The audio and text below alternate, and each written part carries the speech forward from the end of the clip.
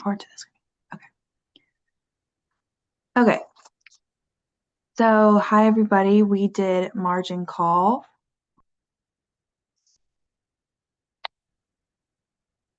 So, as a little bit of background, the movie deals with the 2008 financial crisis, which was a global major financial collapse. It was triggered by a collapse in the housing market as financial institutions were over-leveraged. Credit underwriters were giving out loans to people that could not afford to pay their bills, and firms were invested heavily in mortgage-backed securities. The collapse spread quickly to banks, credit markets, and global economies. So how this relates to margin call follows the senior management executives at an investment bank on Wall Street during the financial crisis. So it's discovered that the firm's mortgage-backed securities are worthless in value, and a decision has to be made to do the ethical thing and accept the loss, or be deceptive and unload the worthless assets before their lack of value is discovered by the public. So the firm decides on the latter decision, and all the employees must comply, though many of them are unsure of their decision from an ethical perspective. So on this slide, we're starting with a big question, and that is, what exactly do we mean by what is the right thing? In everyday life, we kind of assume the answer is pretty obvious, and that's just to do what's morally correct. But as philosophers have shown for thousands of years, determining what counts as the morally correct action isn't as simple or universally agreed upon. Like Aristotle, for instance, believed that the right action is the one that helps someone achieve eudaimonia or human flourishing. And for him, ethics wasn't necessarily about following strict rules, but about developing good character traits, virtues like courage, honesty, and temperance that naturally guide us toward excellent choices. Can you go back to the previous slide? Or never mind. Sorry, it Immanuel just Kant took almost the opposite view. To Kant, the right thing is determined not by consequences or personal growth, but rather by duty. Actions are morally right when they come from a commitment to universal moral laws. So for Kant, even if telling the truth leads to a worse outcome, it's still the right thing because it aligns with moral duty. And then we have utilitarians like John Stuart Mill, who measure morality by outcomes. And in that framework, the right thing is whatever produces the greatest good for the greatest number of people. And this is a more, say, results oriented approach focused on maximizing overall well being. And then focusing in business ethics more specifically, we often think about Freeman's stakeholder theory, which kind of expands the idea of responsibility. Here, doing the right thing means acting in ways that benefit all stakeholders, not just shareholders. So this includes employees, customers, communities, and even the environment. So, how is the right thing presented in the movie Margin Call? So, the idea of the right thing becomes a central conflict once the firm discovers that it's on the brink of collapse. A junior analyst uncovers that the firm's risk models have failed and the mortgage-backed securities they hold are essentially worthless. So they get all of their executives in a late night meeting and are trying to figure out their options. And the leaders essentially have two choices. They can act ethically and accept the consequences, meaning they would acknowledge these assets are worthless, take the hit, and potentially allow the firm to fail. And while this would preserve, say, their honesty and integrity, but it would almost certainly ruin the company, leading to thousands of employees not having jobs and some severe financial damage. The second option is they could act in the interest of the firm's survival, which means they're selling off these worthless assets to people who still assign them value right before the market collapses. And this protects the company and its shareholders in the short term, but it's deliberately harming counterparties. It's undermining the market and knowingly you're spreading damage to others. So the film kind of uses this tension to show the moral question of, do you preserve your own group knowing it could harm others, or do you act with integrity even if it takes you down? It's essentially a tug of war between moral integrity and self-preservation. And what makes the movie compelling is that each character kind of represents a different ethical perspective. There's some utilitarian, there's some self-interested, there's some that are more duty bound and forcing us to confront how messy figuring out what the right thing is becomes in a high stakes situation where you have pressure, fear, and financial incentives pushing you in different directions.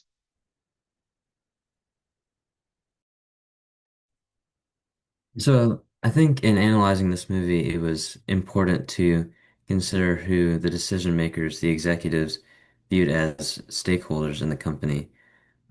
First off, I think it's fairly obvious that in the movie, they consider themselves as the most important stakeholders.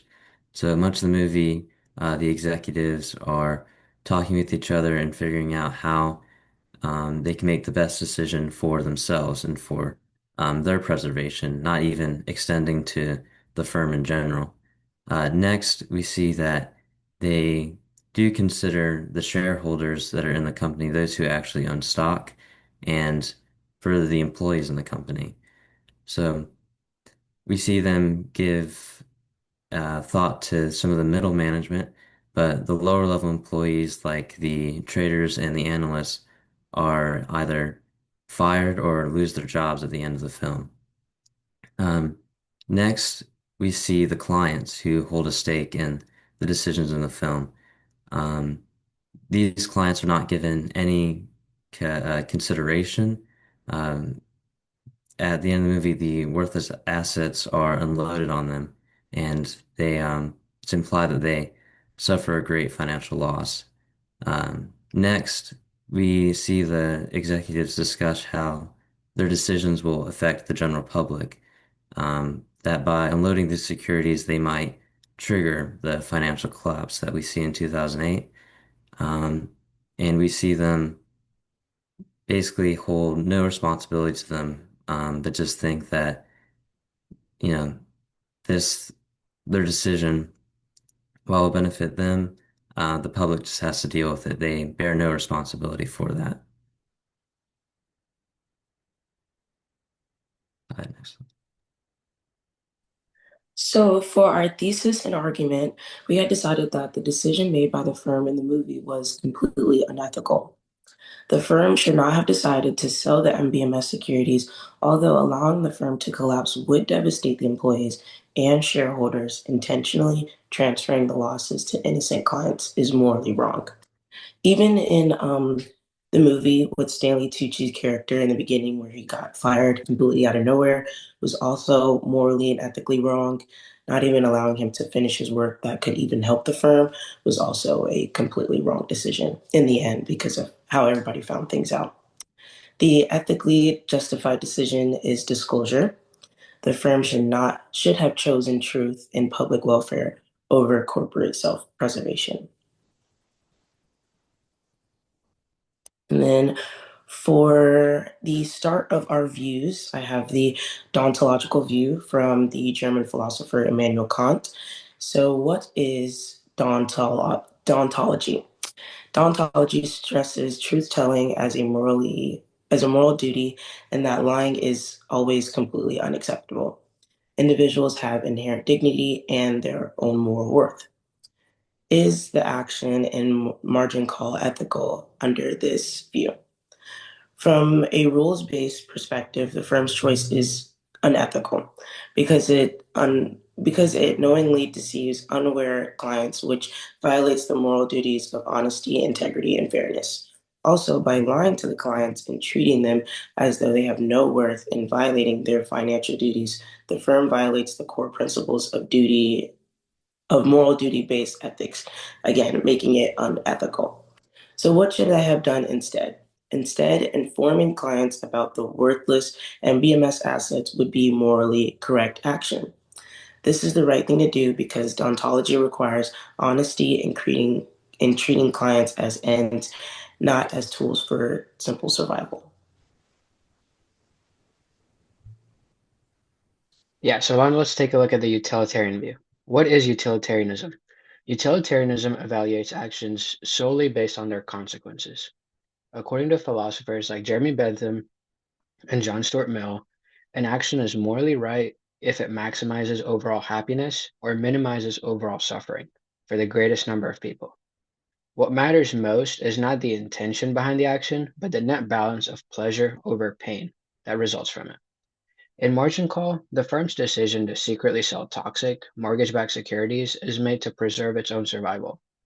From a strictly internal perspective, this choice protects executive bonuses, stabilizes the firm's short-term financial position, and prevents immediate collapse. However, utilitarianism requires us to look beyond the narrow interests of a single corporation and consider the total consequences for all affected parties. When the firm unloads worthless assets onto unsuspecting clients, several harmful outcomes follow. Innocent investors experience immediate and devastating financial losses. The mass sell off accelerates the collapse of the already fragile market. The ripple effects contribute to broader 2008 financial crisis, which kind of results in millions losing jobs, homes, savings, and long-term financial security. Public trust in the financial institutions also erodes. This causes long-lasting social and economic damages. When these consequences are all weighted together, the firm's action clearly produces more total harm than good. Even if the firm temporarily survives, the suffering inflicted on the much larger population massively outweighs the benefits enjoyed by a small group of executives and shareholders. So, for these reasons, utilitarianism would deem the firm's decision morally unacceptable. So, what should they have done instead? A utilitarian alternative would be kind of course of action that reduces the greatest amount of harm. This involves disclosing the true condition of the MBS assets, accepting short-term losses, avoiding intentional transfer of risk onto clients, helping prevent chain reaction that destabilizes the entire financial state system. So by choosing transparency over deception, the firm would protect a far greater number of people from catastrophic losses and contribute to long-term economic stability. This path generates the greatest overall good for the greatest number, which is a core principle of utilitarian ethics. Moving on to the virtue ethics view. What is virtue ethics? Virtue ethics, rooted by the philosophy of Aristotle, evaluates actions not by rules or consequences, but by the character of the moral agent. According to this approach, the right decision is the one a virtuous person, someone who possesses traits such as honesty, courage, fairness, and integrity would choose. Virtue ethics not asks not what rule applies, but or what outcome results, but rather what kind of person does this action reveal me to be? From a virtue ethics perspective, the executives in margin call failed to act in a morally admirable way. Their decision to dump toxic mortgage-backed securities onto unsuspecting clients reflects a character dominated by greed, fear, and self-interest. Instead of demonstrating honesty or responsibility, they chose deception and manipulation.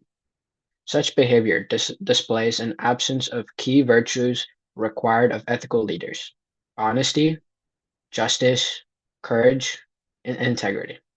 In virtue ethics, these failures matter because they reveal the executive's character to be morally deficient.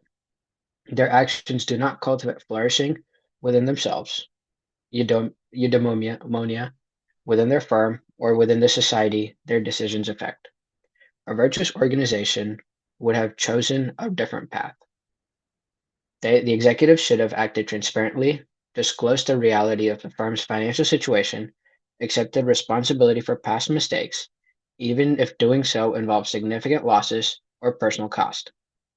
This alternative reflects the virtues that Aristotle defines as an essential to moral excellence: courage to face difficult truths, honesty in dealing with clients and the public, justice in refusing to offload harm onto others, and integrity by aligning actions with ethical principles rather than profit. So, choosing transparency and accountability promotes long term trust, upholds moral character, and contributes to the flourishing of both individuals and the broader economy. Thus, under virtue ethics, the firm's decision is unequivocally unethical because it abandons virtue in favor of expediency and self preservation.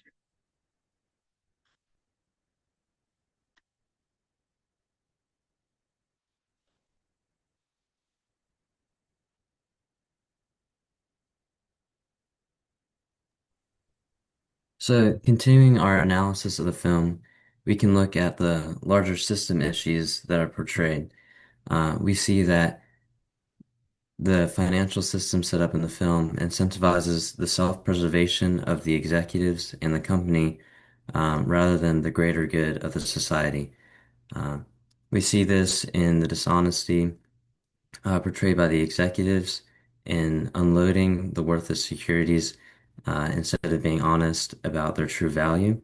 Um, Although this protects the executives and the well-being of the firm, it has much broader, worse consequences for clients and the society in general. Um, so, seeing the dishonesty in the film and um, seeing just the issues that this system creates, where although it incentivizes uh, good decision making in regards to the firm and kind of maximizing the well-being and the profits of the firm and those who directly benefit from the financial well-being of it, we can take away from kind of the broader financial crisis that happens after the film that this is a broken system. There's a disconnect from the financial decisions uh, on Wall Street and specifically in this investment firm and the real world consequences. Although they are shielded from it, it has widespread, just horrible effects in society. We also see sort of the musical chairs effect of how we're kind of passing the responsibility from firm to firm instead of uh, the executives in the film taking responsibility for the broader consequences that their actions will have. We also see throughout the film that uh, acting ethically and loyalty to the firm really comes at the expense of financial pressure. We can see this with the traders at the end of the film who are incentivized through seven-figure bonuses to um, basically lie to their clients and unload worthless assets for the seven-figure bonus. Um, so, although we see sort of the flaws in the system and the unethical decisions from the characters, we also see that the film humanizes them. These are difficult situations. How many of us would choose to make a decision for the greater good rather than preserve our own financial well-being? So, although we see many unethical decisions being made in this film, we also see the human side of these characters and how they have real struggles and needs, and how they have a real need for these finances. So, although they make unethical decisions, they're still human, and we really must examine the broader system and how we can change the system to incentivize more decisions for the common good rather than just decisions that incentivize the well-being of certain individuals and corporations. And yeah, this is the end of our presentation. Thank you.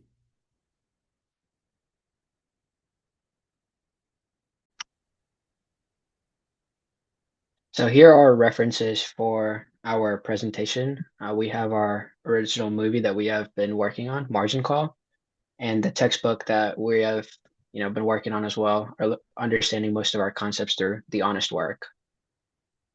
Thank you.